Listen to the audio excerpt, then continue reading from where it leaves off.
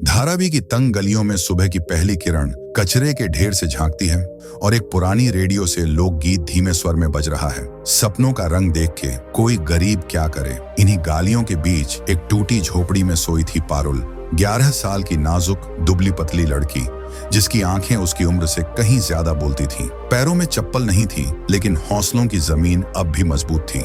उसकी माँ शांता पास की कॉलोनी में बर्तन मांजती थी।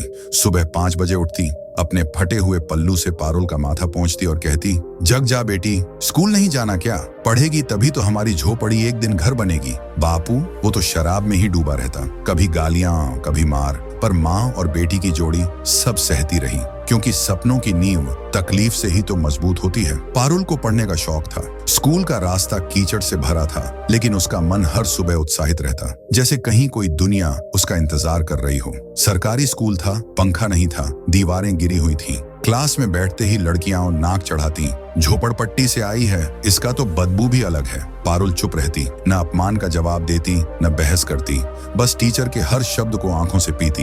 एक दिन मैथ्स के सर ने पूछा, पारुल 17 का स्क्वायर? झट से बोल पड़ी, 289। सर चौंक गए। उसी दिन पहली बार किसी ने उसे ताली बजाकर सराहा था। शाम को माँ के पास भागी और कहा, माँ मुझे मैथ्स बहुत अच्छा लगता है। शांता ने हंसते हुए कहा, बस बेटी तू मन लगा के पढ़, तू मेरी किताब है और तेरा इम्तिहान ही एक दिन हमें इस नर्क से निकाल पाएगा। पारुल ने ठान लिया था, किसी दिन वह बस्ती की पहचान बदलेगी। जहां आज लोग कूड़ा उठाते हैं, वहीं से एक IAS अफसर निकलेगी।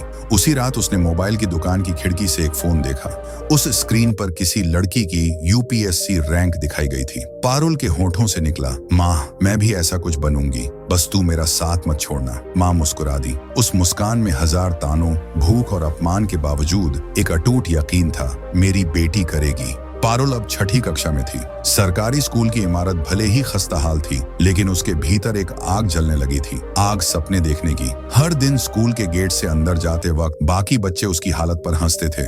ए झोपड़पट्टी वाली, तेरी चप्पल फिर से फटी क्या? पारुल मुस्कुराकर सिर झुका लेती। वो जानती थी उनकी हंसी आज की है, लेकिन उसका सपना आने वाले कल का। एक दिन की बात है, स्कूल में एक नई मैडम आई, नाम था स्मिता देशमुख। टीचर की पहली नजर ही पारुल पर पड़ी। एक शांत संकोची सी लड़की जो हमेशा सबसे पीछे बैठती थी, मगर किताबें छोड़ती नहीं थी। स्मिता मैडम ने सब बच्चों से सवाल पूछा, बता सकते हो कि APJ अब्दुल कलाम कौन थे? पूरी क्लास चुप। तभी पीछे से एक आवाज आई, वो मिसाइल मैन थे और भारत के राष्ट्रपति भी रहे। सबने घूम कर देखा, वो पारुल थी। स्मिता मैडम मुस्कुराई, बहुत अच्छा जवाब, क्या नाम है तुम्हारा? पारुल, उसने धीमे से कहा।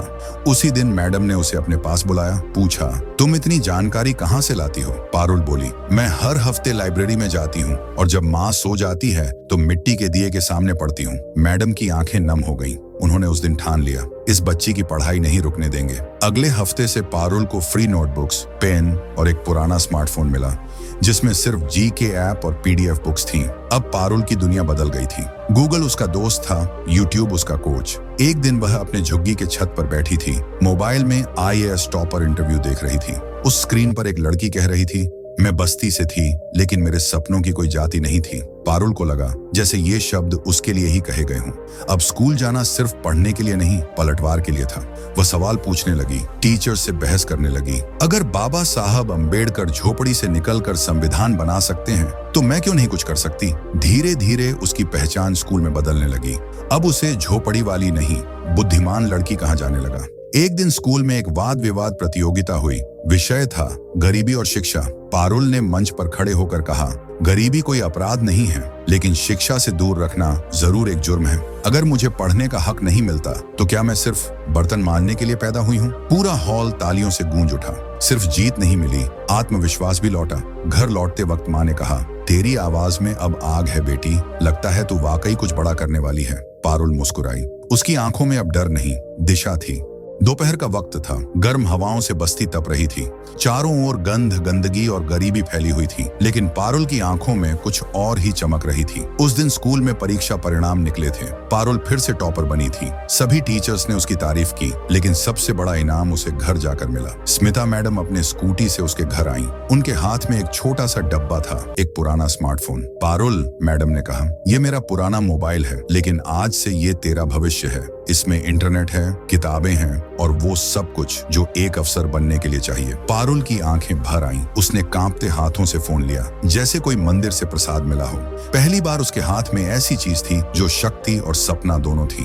रात भर वह फोन से चिपकी रही। पहले उसने यूपीएससी क्या होता है सर्च किया, फिर देखा राजस्थान की एक लड़की जो बस्ती से थी, उसने टॉप किया था। उसका इंटरव्यू यूट्यूब पर था। लड़की बोल रही थी, पैसे नहीं थे लेकिन जज्बा था और इंटरनेट से मैंने पूरी दुनिया की पढ़ाई कर ली। पारुल को लगा जैसे किसी ने उसकी रगों में बिजली भर दी हो। अब वो हर दिन मोबाइल के जरिए general studies, current affairs, polity, geography जैसे विषय समझने लगी। जहां बाकी बच्चे इंस्टाग्राम पर डांस वीडियो देख रहे थे, वहां पारुल यूपीएससी टॉपर्स की स्पीच सुन रही थी। स्कूल के बाद वो सीधा सरकारी लाइब्रेरी जाती, दिन भर नोट्स बनाती, फिर रात में घर लौटकर मोबाइल से रिवीजन करती। माँ कहती, इतना पढ़ेगी तो बीमार पड़ जाएगी। पारुल हंसती, बीमारी से नहीं डरती माँ, गरीबी से डरती हूँ। धीरे धीरे उसके विचार बदलने लगे।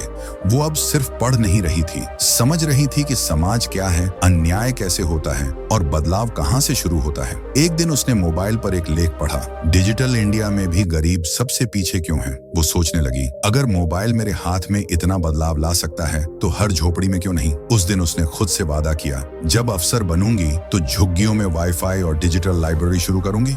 अब वह सिर्फ एक छात्रा नहीं थी, अब वो एक सोच थी, एक आंदोलन जैसी सोच। अगले रविवार को उसने अपनी बस्ती की 4 छोटी बच्चियों को बुलाया, पुरानी कॉपियां निकालकर उन्हें पढ़ाना शुरू किया। उनसे कहा, तुम्हारी हालत मेरी जैसी है लेकिन हम सब मिलकर इसे बदल सकते हैं। अब पारुल की दिनचर्या बदल चुकी थी। सुबह की चाय की जगह अखबार था, दोपहर का आराम अब लाइब्रेरी की लकड़ी की कुर्सियों पर बीतता और रात की नींद अब किताबों के पन्नों में उलझती जा रही थी। उसके हाथ में वही पुराना मोबाइल था, लेकिन उस स्क्रीन पर अब मनोरंजन नहीं, लक्ष्य लिखा हुआ था। 12वीं पास करने के बाद पारुल ने ग्रेजुएशन के साथ ही यूपीएससी की तैयारी शुरू कर दी। उसने अपने लिए एक टाइम टेबल बनाया, सुबह 5 बजे उठना, अखबार पढ़ना, फिर पढ़ाई, एक विषय रोज, एक विषय हर हफ्ते रिवाइज। लोग कहते थे, इतनी पढ़ाई कोई दिमाग खराब कर देगा, लेकिन पारुल मुस्कुराकर जवाब देती, अगर कोई सपना बड़ा हो तो पागलपन भी इबादत बन जाता है। अब वह दिल्ली के मुखर्जी नगर की एक सस्ती कोचिंग में गई थी। छोटा कमरा, एक पंखा और हजारों सपनों की भीड़। हर कोने में एक लड़का या लड़की सिर झुकाकर पढ़ रहा था, लेकिन पारुल की आंखों में सिर्फ एक ही बात थी, मुझे साबित करना है। 1 साल की तैयारी के बाद वह पहली बार यूपीएससी प्रीलिम्स देने बैठी। कॉपी पकड़ी, सांस भरी और सवालों की बारिश शुरू हो गई। पेपर खत्म होते ही समझ आ गया, कुछ गलतियां हो गई थी और 1 महीने बाद जब रिजल्ट आया वो फेल हो चुकी थी। पहली बार पारुल की आंखों से आंसू निकले, जैसे बरसों का बांध टूट गया हो। वो दीवार के सहारे बैठ गई। कपड़े गीले थे लेकिन दिल सूखा हुआ सा लग रहा था। उसी रात माँ ने पूछा, क्या हुआ, क्यों रो रही है? पारुल बोली, माँ मैं फेल हो गई। माँ ने चुपचाप उसके पास बैठकर उसका हाथ पकड़ा। और तू रो रही है, क्या तुझसे तेरा सपना किसी ने छीन लिया? देख बेटी, जो पहली बार में हार मान जाए वो योद्धा नहीं होता, जो दोबारा उठे वही विजेता कहलाता है। माँ के इन शब्दों ने जैसे एक नई रोशनी भर दी। पारुल जान गई थी, यह लड़ाई पढ़ाई की नहीं, आत्मबल की थी। पारुल ने अगले ही दिन से दोबारा किताबें उठाई। वो जानती थी कि समय सीमित है, लेकिन उसका संकल्प अब असीम था।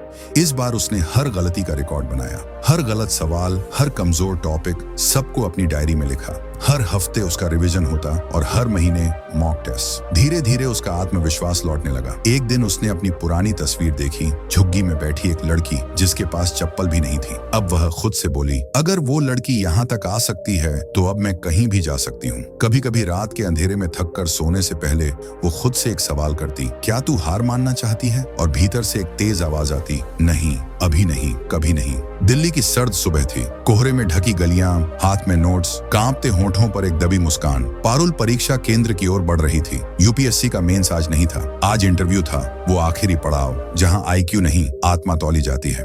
पारुल ने शीशे में खुद को देखा, न सिंदूर न साज श्रृंगार, लेकिन आंखों में आत्मबल की ऐसी चमक जो आईएएस अफसरों की कुर्सियों तक पहुंच सकती थी।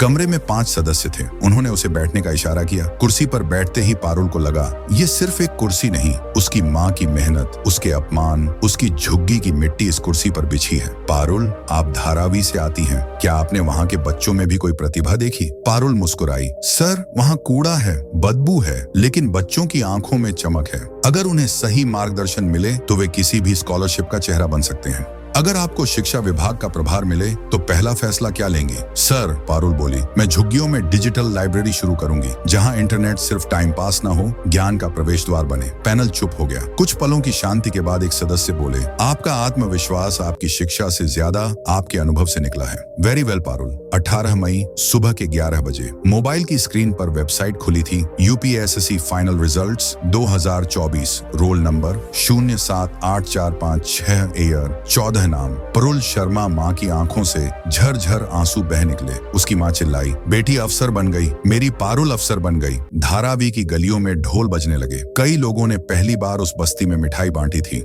जो सिर्फ भूख और दुख के लिए जानी जाती थी। अब उस बस्ती से कोई अफसर निकला था। झुग्गी का उजाला अब देश का सितारा बन चुका था। आईएएस बनने के बाद पारुल की पहली पोस्टिंग एक ग्रामीण जिले में हुई। वहां स्कूलों की हालत वैसी ही थी जैसी कभी उसके खुद के स्कूल की थी। छत टपकती, किताबें फटी हुई और बच्चों की आंखों में थकावट। पारुल ने सबसे पहला आदेश दिया, हर स्कूल में वाईफाई और टैबलेट्स की व्यवस्था की जाए। और फिर बस्ती बस्ती घूमकर लड़कियों को समझाया, क्लासरूम सिर्फ ईंटों से नहीं, आत्मविश्वास से बनता है। उसने झुग्गी ज्ञान अभियान नाम से एक मिशन शुरू किया, जहां हर अफसर हफ्ते में एक दिन किसी गरीब बस्ती में जाकर बच्चों को पढ़ाता। आज पारुल सिर्फ एक नाम नहीं, एक विचार है। वो कहती है, मैं टूटी चप्पल पहनकर चली थी, मगर आज चाहता हूं कि किसी और को नंगे पांव चलना न पड़े। मैं अफसर हूं, पर उससे पहले एक संकल्प हूं कि कोई भी बच्चा अपने हालात से हार न माने। उसके ऑफिस की दीवार पर एक तख्ती टंगी है, जिस पर लिखा है, झोपड़ी में जन्म लेना कोई अभिशाप नहीं, पर सपने देखना बंद कर देना जरूर है। दोस्तों, अगर आपको पारुल की ये प्रेरक कहानी दिल से छू गई हो तो इस वीडियो को लाइक करें, कमेंट करें और ट्रू इंस्पायर हिंदी को सब्सक्राइब करना न भूलें।